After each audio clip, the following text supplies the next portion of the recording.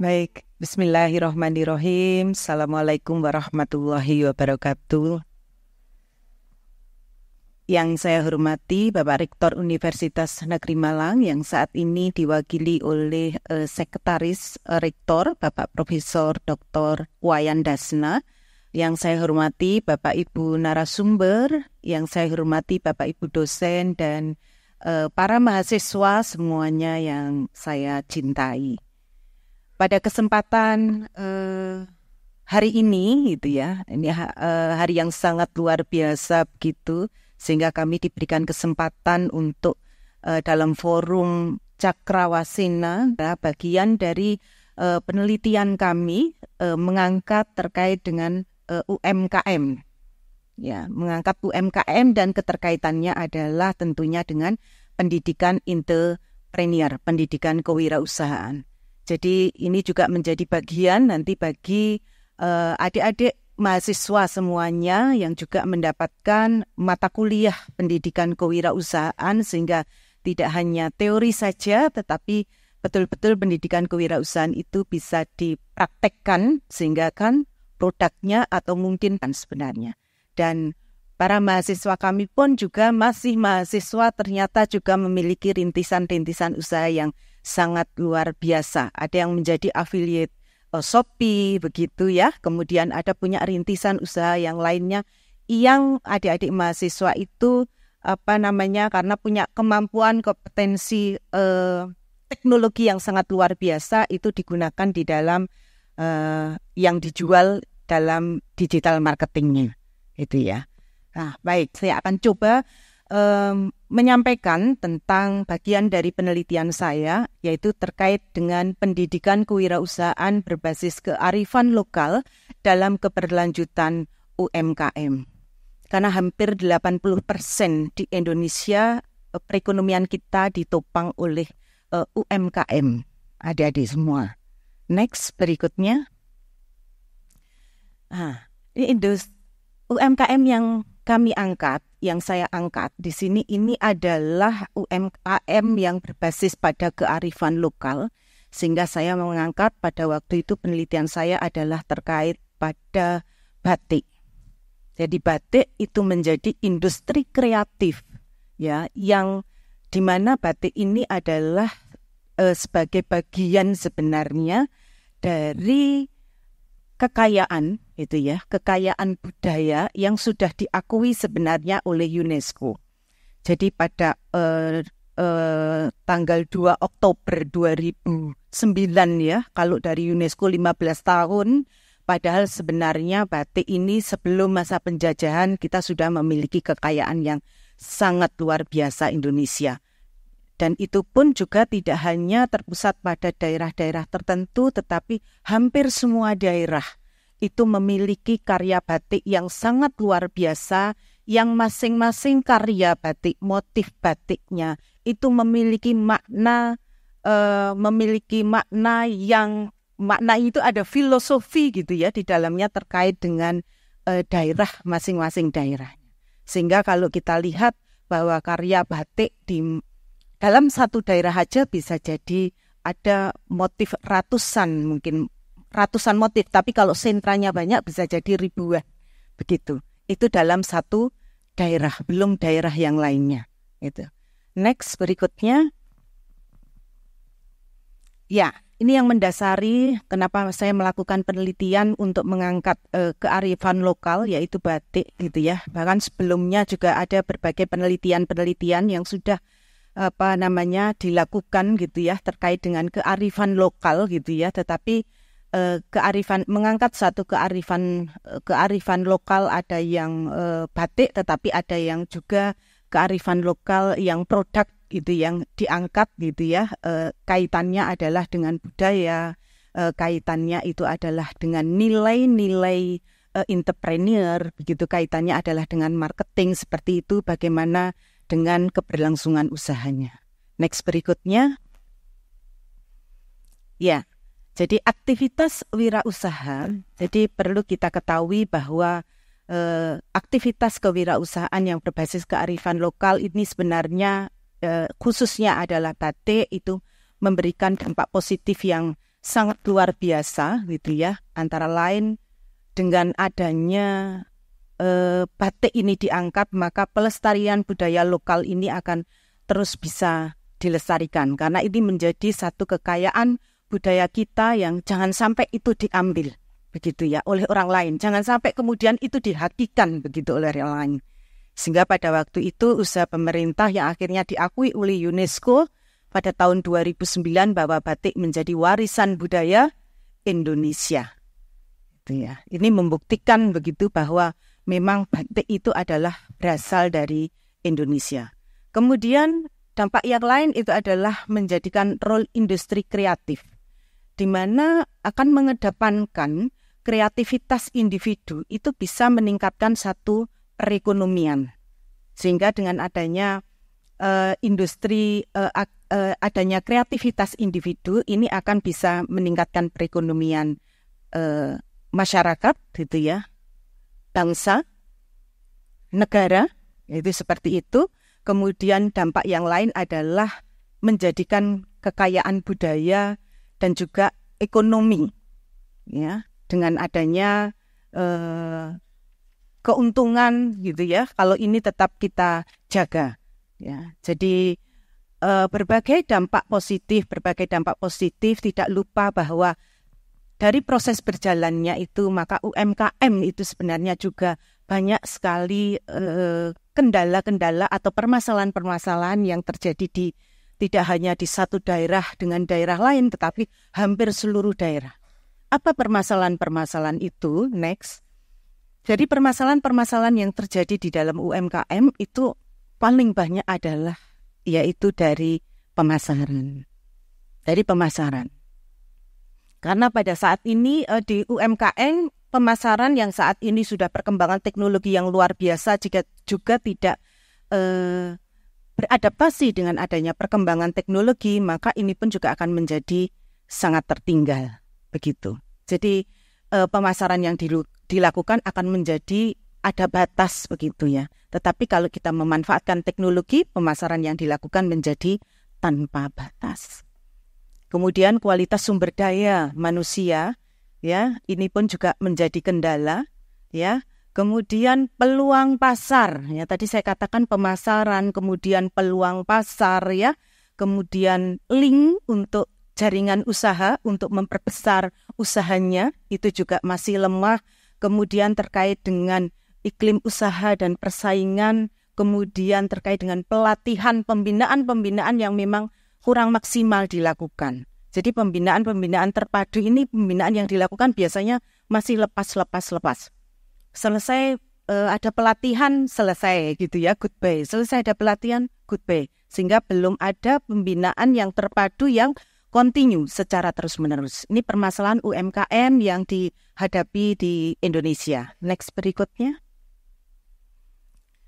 Nah, berbagai permasalahan UMKM ini kemudian muncul ada satu model pendidikan yang hendaknya model pendidikan itu diberikan gitu ya kepada UMKM, di mana model pendidikan sebenarnya pelatihannya sudah banyak seperti yang saya sampaikan tadi bahwa model pendidikan yang efektif itu adalah bisa menggunakan model pendidikan modelnya CP di antara dari model-model pendidikan yang lainnya gitu ya, di mana model-model pendidikan CV ini adalah model-model pendidikan yang memberikan tindak lanjut bagi UMKM, di mana selesai UMKM itu diberikan pendampingan, entah itu pendampingan terkait dengan marketing digitalnya, entah terkait dengan packagingnya, entah terkait dengan promosinya, kalau batik mungkin juga terkait dengan desainnya, barangkali motifnya dan sebagainya. Banyak pelatihan yang dilakukan, tetapi berbagai pelatihan-pelatihan itu hendaknya dilakukan secara terpadu begitu antar berbagai pihak gitu ya. Dari perindustrian, masyarakat, kemudian perguruan tinggi misalkan seperti itu gitu ya. Jadi hendaknya dilakukan secara terus-menerus dan secara berkelanjutan. Ada pendampingan itu yang menjadikan model pendidikan itu menjadi efektif. Jadi menjadi lebih bermakna seperti itu. Next berikutnya. Ini batik sebagai salah satu potensi UMKM yang berbasis budaya lokal. Jadi penelitian yang saya lakukan beberapa waktu yang lalu itu adalah penelitian kualitatif. Kami mengambil adalah tiga kota gitu ya, Malang, Madura, Pacitan. Dari ujung, tengah, ujung. Yang masing-masing kalau kita lihat bahwa batik di tiga daerah itu barangkali daerah yang lain di Jawa Timur pun juga akan sama. Jadi terklasifikasi menjadi 3 kami dapatkan. Ada motif klasik, motif pesisir, motif kontemporer yang begitu sangat luar biasa gitu ya. Jenis-jenis motifnya yang masing-masing itu memiliki makna filosofi yang sangat luar biasa. Itu yang menjadikan menjadi kaya begitu ya Indonesia terkait dengan budaya yang mana adalah budaya lokal, yaitu batik itu diangkat gitu ya, sehingga betul-betul batik itu akan memiliki nilai jual yang bagus.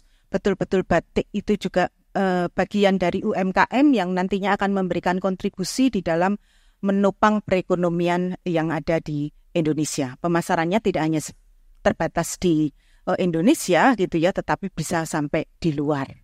Karena biasanya dari berbagai macam batik ini gitu ya, kalau klasik itu kan harus namanya klasik batik yang harus batik tulis begitu, dibuat batik tulis manual dengan menggunakan tangan, dengan canting yang harus dibuat. Saya juga pernah pada waktu penelitian itu mencoba untuk membatik, ternyata tidak gampang seperti pada saat kita melihat. Jadi memegang cantingnya terlalu miring juga tidak bisa keluar, terlalu tegak juga blobor begitu. Jadi ternyata tidak gampang. Dan itu keuletan, kerja keras, ketelatenan bagi pembatik itu sangat luar biasa. Kemudian lebih modern lagi, biar cepat produksinya.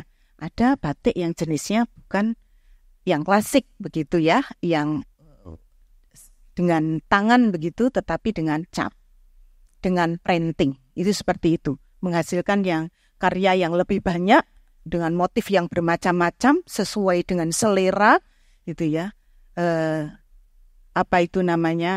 Bisa produktivitasnya juga bisa meningkat. Next berikutnya. Nah, ini contoh misalkan di batik Malangan.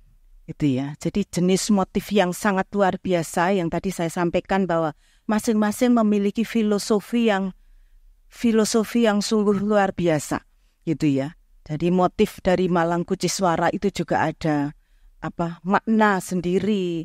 Motif Malangan Tugu juga ada makna sendiri. Dele Kecer juga ada.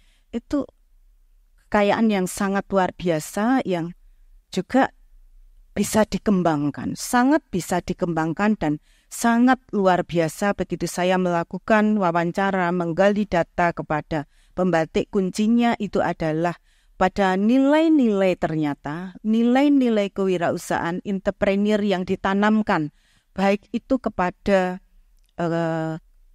keluarga, gitu, anggota keluarga, baik itu ditanamkan juga kepada karyawan. Jadi nilai-nilai entrepreneur, penanaman jiwa-jiwa entrepreneur itu kelihatannya remeh-temeh. Tetapi itu menjadi hal yang sangat luar biasa jika itu betul-betul sampai pada kita bisa action, mendarah daging itu ya. Jadi apa yang dilakukan, membuka usaha, ada karyawannya sudah pinter, kemudian mencoba merintis usaha, ternyata nilai-nilai itu juga bisa dikembangkan. Ternyata sangat luar biasa. Next berikutnya, ini contoh yang batik Malangan tuh satu, mohon maaf moderator, kok cepet banget gitu ya. Nah, ini contoh yang dari batik Madura, sangat luar biasa sekali. Kekayaan yang sangat luar biasa sekali gitu ya. Secara umum kalau batik Madura itu selalu ada warna merah begitu ya, yang menjadi ciri khasnya. Madura itu ada Sumenep, ada Pamekasan, Bangkalan, Sampang yang masing-masing itu juga memiliki satu karya motif batik yang memiliki makna-makna tersendiri, macam-macam. Next berikutnya, sedikit lagi ini contoh yang dari Pacitan, sama, gitu ya. Next berikutnya, nah hasil ya sekarang ya. Ini tadi saya sampaikan nilai-nilai kewirausahaan inilah yang menjadi penting begitu. Yang terjawab gitu ya dalam penelitian bahwa kerja keras, tidak mudah menyerah, mampu beradaptasi dengan perubahan, nilai-nilai kepribadian yang harus ada dalam diri seorang UMKM, entrepreneur gitu ya, kepribadian, jujur, disiplin, tanggung jawab, orangnya harus ulet, harus ramah, harus teliti, harus cekatan, kreatif, inovasi gitu ya, dan juga berani mengambil resiko pun itu juga mereka harus. Jadi yang difikirkan tidak hanya untung, tetapi di balik untung itu, di balik profit itu ada resiko. Resiko itu juga harus berani untuk ditanggung. Jadi tidak boleh mengembangkan usaha itu hanya yang dikejar profitnya saja, tetapi resiko tidak dipertimbangkan. Resiko tidak bisa dihilangkan, tapi bisa diminimalkan. Next berikutnya, hasil singkatnya, setengah detik lagi. Hasil dari penelitian ini bahwa nilai kewirausahaan yang ditanamkan sebenarnya oleh pemilik usaha batik yang di daerah Malang, Madura, dan Pacitan itu memberikan dampak positif bagi pengrajin batik dalam upaya untuk kemandirian dan mengembangkan bisnis batik yang berbasis pada kearifan lokal. Kuncinya apa? Kuncinya adalah dari inovasi, kreativitas, inovasi, dan juga pemasaran digital. Ternyata UMKM itu adalah kreativitas, inovasi, kemudian satu lagi kaitannya dengan teknologi yaitu pemasaran digital, itu menjadi kunci bagi kemandirian dan bagi keberlanjutan usaha adik-adik. Itu sedikit yang bisa saya sampaikan, adik-adik dan Bapak Ibu semuanya. Mudah-mudahan bisa menginspirasi. Mohon maaf atas kekurangannya. Saya akhiri sekian. Assalamualaikum warahmatullahi wabarakatuh. Waalaikumsalam warahmatullahi wabarakatuh. Beri tepuk tangan yang meriah untuk Profesor Wening